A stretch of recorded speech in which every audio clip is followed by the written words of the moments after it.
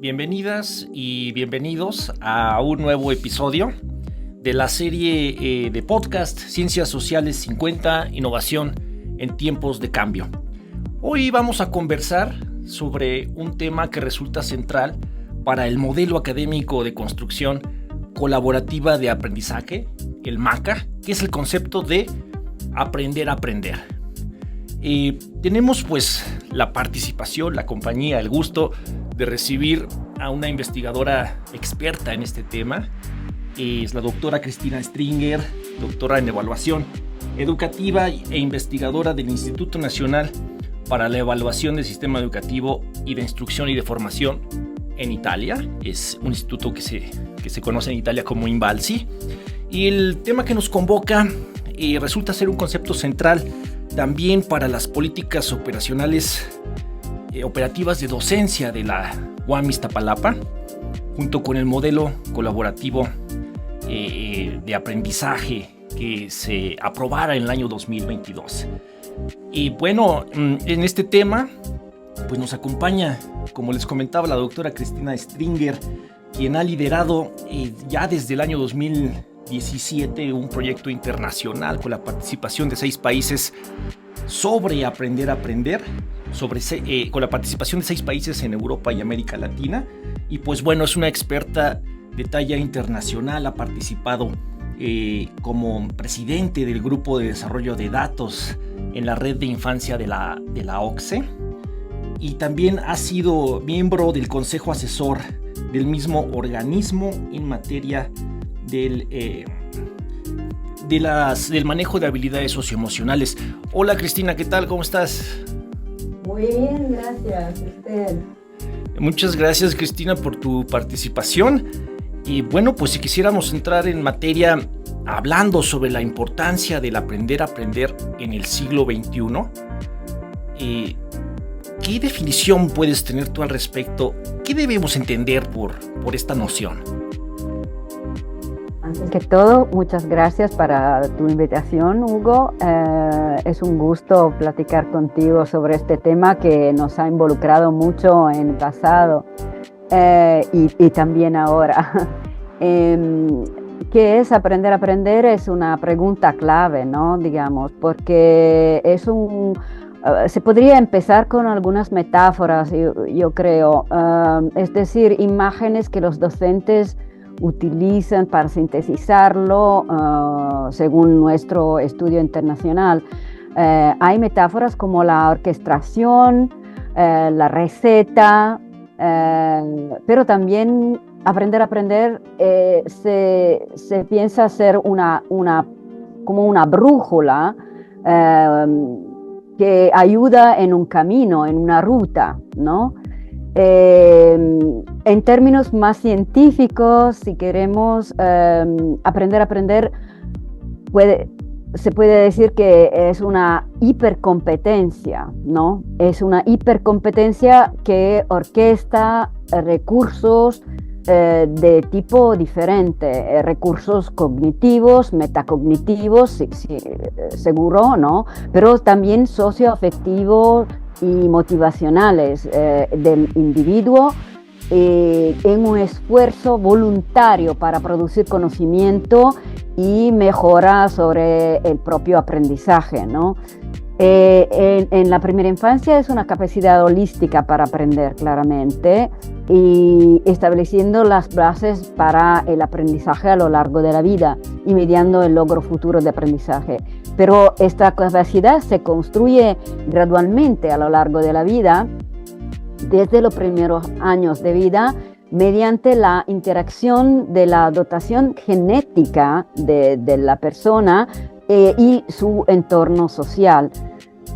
Aún no se conocen muy bien los límites del desarrollo de esta competencia, y especialmente en los adultos y en la edad adulta no se sabe muy bien cómo se desarrolla y cómo se adquiere una capacidad aún mejor para aprender. Y me interesa subrayarle particularmente la parte activa, ¿no? del aprendiz en este proceso y en la producción de autoconocimiento, sobre su propia capacidad de aprender, ¿no? Y mediante el aprender a aprender, la persona orquesta, involucra, explota recursos propios y del medio ambiente en el que se encuentra, y la agencia de la persona, la entidad de la persona es lo que importa en este marco conceptual. Sin duda, Cristina, estamos frente a un concepto muy fuerte, muy potente. A toda la audiencia le compartimos que dentro de los pilares del modelo académico de construcción colaborativa de aprendizaje de la UAM Iztapalapa, se habla de educar para la incertidumbre y se habla de pues utilizar estrategias para fomentar y desarrollar en la comunidad estudiantil la capacidad de aprender a aprender. Esto me hace pensar, Cristina, ¿cuál es la importancia de esta competencia de aprender a aprender en la educación superior? Bueno, yo creo que sea fundamental el aprender a aprender para abordar la universidad de manera serena, ¿no? Con una trayectoria serena del estudiante en la universidad. Y en este sentido, aprender a aprender puede tener una función importante para limitar el abandono universitario, ¿no? Y para ayudarle a los estudiantes en su cambio de paso, digamos, ¿no? Que ellos tienen que a ver cuando ingresan al mundo universitario. Y creo que a los estudiantes les requiere también este cambio de paso cuando llegan a las clases universitarias, y el aprendiz a la universidad va gradualmente asumiendo un nuevo rol, podemos decir, ¿no? Tiene casi que asumir una nueva identidad el estudiante que ingresa a la universidad. Y necesita corresponder a las nuevas exigencias, ¿no? de ese contexto de estudio. Entonces, yo creo que sea necesario para los estudiantes universitarios desarrollar su capacidad de aprender a aprender y sustentarla durante la universidad. Y también porque las modernas sociedades se evuelven tan rápidamente y no se pueden permitir el abandono universitario, ¿no? Porque es necesario contar con personas que sean capaces de enfrentar nuevos desafíos de la sociedad actual, de la sociedad del siglo XXI, ¿no? Hay muchísimos desafíos y por eso no podemos dejar que los estudiantes universitarios abandonen sus estudios en esa sociedad caracterizada por volatilidad, incertidumbre, complejidad y ambigüedad, ¿no? Eso es una función compleja del aprender a aprender. Sí, compleja ciertamente, pero al mismo tiempo parece sumamente necesaria, ¿no? En la formación universitaria se habla de formar profesionales, de formar ciudadanos y de formar personas que se van a integrar a la amplia vida social. Pero pues de frente, digamos, a los retos que tiene la universidad, a la complejidad que tiene este concepto, el concepto de aprender a aprender, pues surge la pregunta de, bueno, entonces, ¿cómo se desarrolla esta competencia en las aulas? Sí, bueno, esta es una pregunta central. Yo creo que se necesita estudiar mucho más de este aspecto, por lo menos en Italia. Hay estudios en otros países y también de idioma español. Por ejemplo, hay un grupo de investigación en España liderado por Bernardo Gargallo López de la Universidad de Valencia, si no me equivoco, que desarrolló una escala para medir el aprender a aprender en estudiantes universitarios, ¿no? Y desde ahí se puede empezar a fortalecer esta competencia. una vez que tú sabes cómo vas más o menos en esta competencia. Pero se necesita también un trabajo concreto en las aulas, en varias asignaturas y en todas las asignaturas universitarias, ¿no? No solamente en ciencias sociales, sino también en las universidades con las ciencias duras, digamos, ¿no? Se necesita plantear el tema. En particular, plantear el tema significa hablar de esta competencia de manera explícita en contextos universitarios y saber cómo los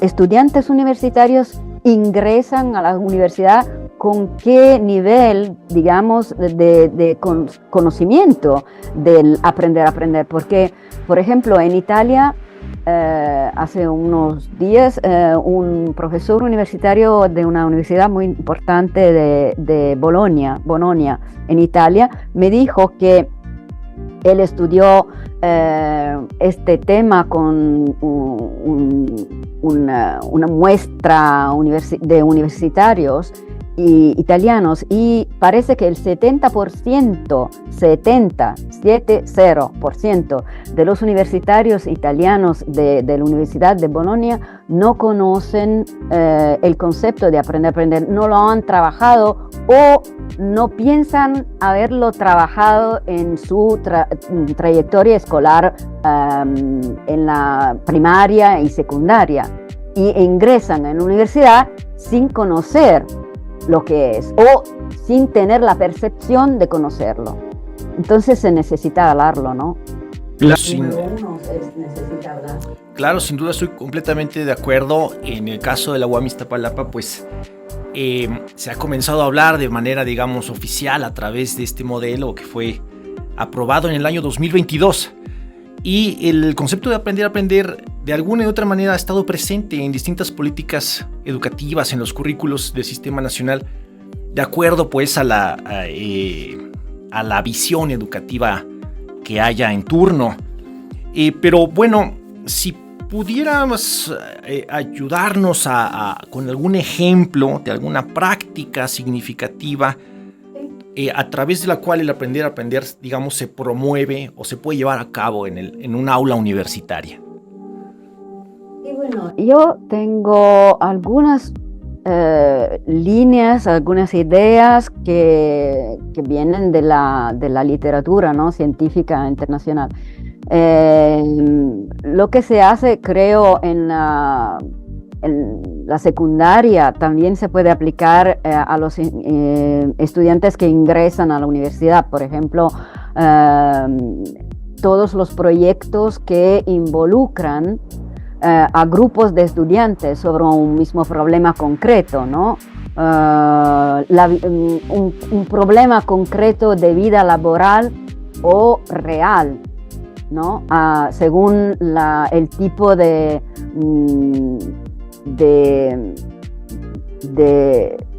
asignatura universitaria en la cual el tema del aprender se aborda. La metodología grupal, pero en sí misma no promueve el aprender, sino se toma el tiempo para una reflexión sobre las dificultades encontradas en la concreta situación de aprendizaje, ¿no?, del estudiante universitario, de manera de poder reflexionar cómo se pueden superar los obstáculos, ¿no?, que hay en la trayectoria universitaria, ¿no? Cuando uno se para frente a un examen que no logra pasar, ¿no? Esto, por ejemplo, es un momento en el cual se necesitaría el aprender concretamente. Y el producto de la reflexión se necesita para enfrentar situaciones parecidas en futuro, ¿no? En mi experiencia en un curso de maestría universitaria, yo empecé a hablar de este tema con un módulo de estudio específico, ¿no? Dentro una maestría de ciencias sociales, digamos. Pero lo hice con diferentes grados de interés por parte de los estudiantes, ¿no? Lo importante creo que sea comprender si el estudiante, el singulo estudiante universitario, se involucra en el concepto aprender a aprender, si se quiere profundizar para autoconocimiento, automejora, ¿no? No creo que sea simplemente una cuestión de método de estudio, metacognición, sino si se quiere involucrarse en su mejora. Y esto se puede hacer, por ejemplo, empezando con un cuestionario autoadministrado, ¿no? ¿Qué es aprender a aprender para ti? O también con una pregunta abierta, ¿qué es aprender a aprender para ti? Y una discusión que sale de esto. Y después, yo lo hice recientemente también en otra maestría, se puede ver cómo los estudiantes, qué le interesa profundizar de esta competencia, ¿no? Porque hay muchísimas direcciones diferentes. Y desde allí se puede empezar a ayudarle a los estudiantes, especialmente cuando hay problemas de estudio, ¿no? Claro. Cristina, pues, bueno, aproximándonos hacia la parte final de nuestro episodio, pues hay una pregunta central. Has dicho de manera muy clara y convincente, bueno, hay que empezar a hablar de esto, hay que, ya sea por el lado del profesorado, por el lado del estudiantado, y en este sentido, pues surge la pregunta de, bueno, ¿cuáles son las implicaciones éticas de intentar desarrollar o de intentar llegar a suministrar algún instrumento, llegar a evaluar esta competencia en la clase? ¿Cuáles serían, pues, las principales implicaciones éticas? Yo creo que se necesite hablarle a los estudiantes que hay un objetivo en este sentido, ¿no?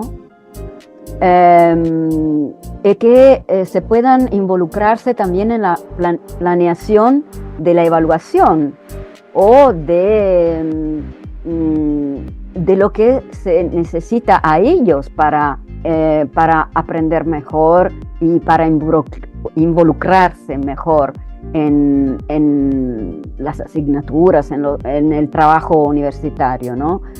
Y yo creo que sea muy importante éticamente crear situaciones protegidas, digamos, ¿no? Un espacio en el cual el estudiante o grupos de estudiantes puedan hablar de cómo mejorar su capacidad para aprender y cómo co-construir una relación educativa satisfactoria con los docentes, ¿no? Sin pensar que esto no se pueda decir, no se pueda hablarlo, ¿no? Y creo que otro aspecto importante sea que los estudiantes necesitan apropiarse del aprender a aprender, del concepto y de lo que el concepto puede hacer para ellos, y no puede ser una imposición desde arriba hasta abajo, ¿no?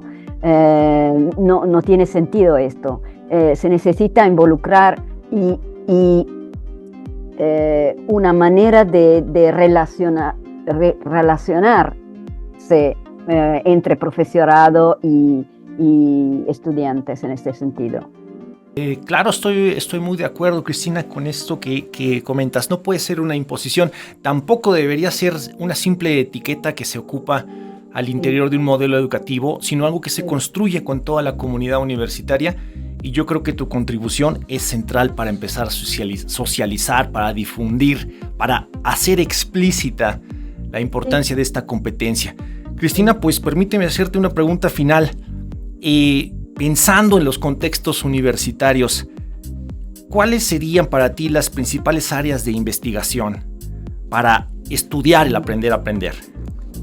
Hay muchísimo que hacer en términos de investigación en universidad y en la universidad. especialmente en Italia, para mí, se necesita en primer lugar comprender cuántos son los estudiantes que ingresan a la universidad con este concepto, ¿no? en su mente. En Italia, como te decía antes, alrededor del 70% de los estudiantes no saben qué es aprender o no lo perciben como algo que ellos han trabajado en su pasado de estudiante de secundaria, ¿no? Esto es un grande límite. Necesitamos saber si los estudiantes tienen una idea de qué es aprender a aprender. Y la universidad tendría también que conocer este dato sobre cuántas personas ya están equipados y tienen la capacidad de organizar su propio aprendizaje y cuánto conocen métodos para, por ejemplo, sintetizar, organizar mapas mentales de las asignaturas para aprender, pero también si saben cómo automotivarse en caso de dificultad que siempre se encuentran durante un camino universitario, ¿no? Pero esto por el lado de los estudiantes, Cristina, ¿y cuáles serían las áreas a investigar del lado del profesorado? Bueno, pienso que el profesorado no necesita dar por sentado que un estudiante ingrese a la universidad con una robusta competencia a aprender, ¿no?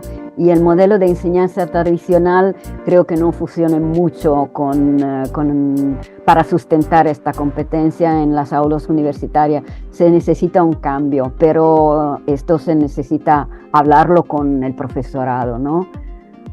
Sí, creo que esto junto con una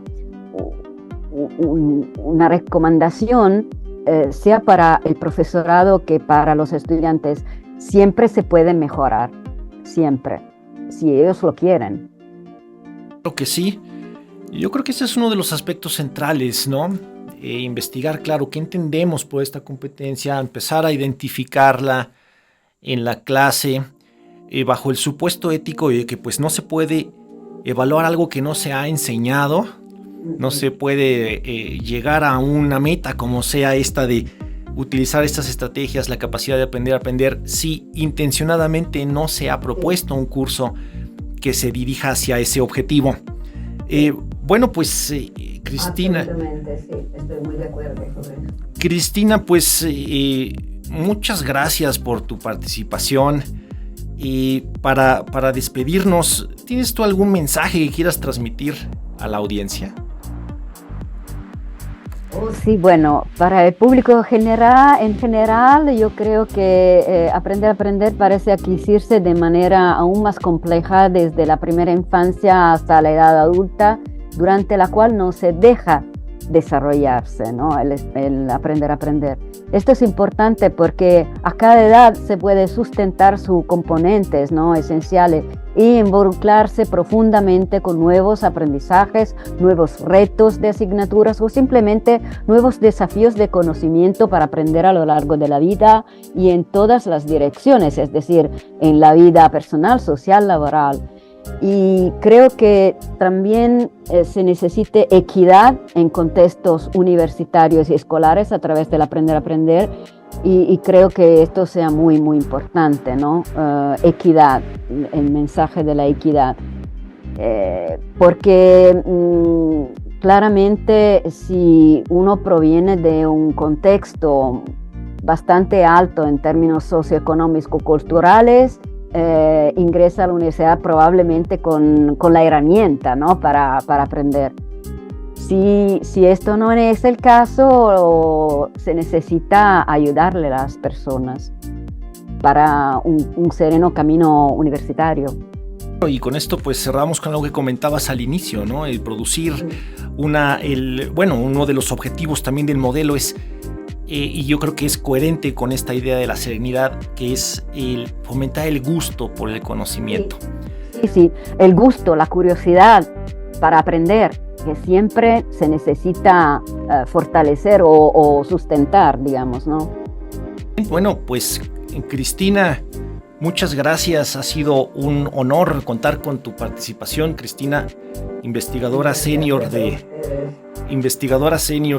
Instituto Nacional de Evaluación Educativa. Así lo entendemos en México, digamos, grosso modo, mejor conocido como INVALSI. Cristina, ¿alguna recomendación final acerca de dónde profundizar acerca de este tema? Claro que sí, le aconsejo algo que se ha publicado en español, pero también en inglés. Tengo un montón de referencias que puedo compartirle, ¿no, Hugo? Pero hay un texto muy importante que fue traducido desde el inglés en 2022, si no me equivoco, 21, que es Aprende a aprender hoy, por la editorial Trillas. Y este libro aborda el tema desde una perspectiva múltiple de estudio con autores de países muy diferentes, en América, Asia, Europa, Oceanía, ¿no?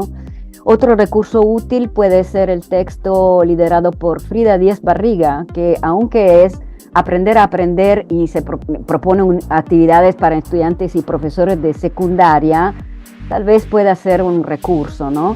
Además, en 2020 hemos publicado con el grupo de investigación internacional que decíamos antes, un número especial en la revista Aula Abierta, todo dedicado a aprender a aprender. Y señalo finalmente el trabajo verdaderamente importante del grupo de estudio de la Universidad de Valencia de España, ¿no? De Bernardo Gargallo López, que se puede encontrar en la red. Perfecto, pues tenemos mucho material para consultar y eso felizmente porque podemos acceder. Bueno, es importante la referencia que mencionas del libro publicado por Trillas, es de un original, de un texto inicial, originalmente publicado en inglés por la prestigiosa editorial Routledge. Entonces, bueno, está a disposición para el público interesado. Pues, ¿dónde te puede contactar la audiencia, Cristina? Mi dirección cristina.stringer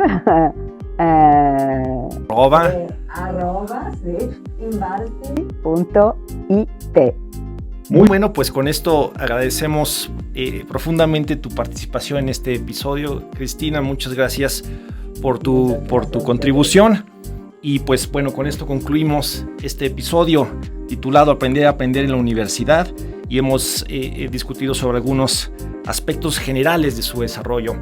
Muchas gracias, Cristina, y hasta la próxima. Buena suerte para su trayectoria Aprender a aprender en la UAM, ¿no? Esperamos que sí, así es, y esto ya es parte ya de esta iniciativa. Muchas gracias y hasta luego.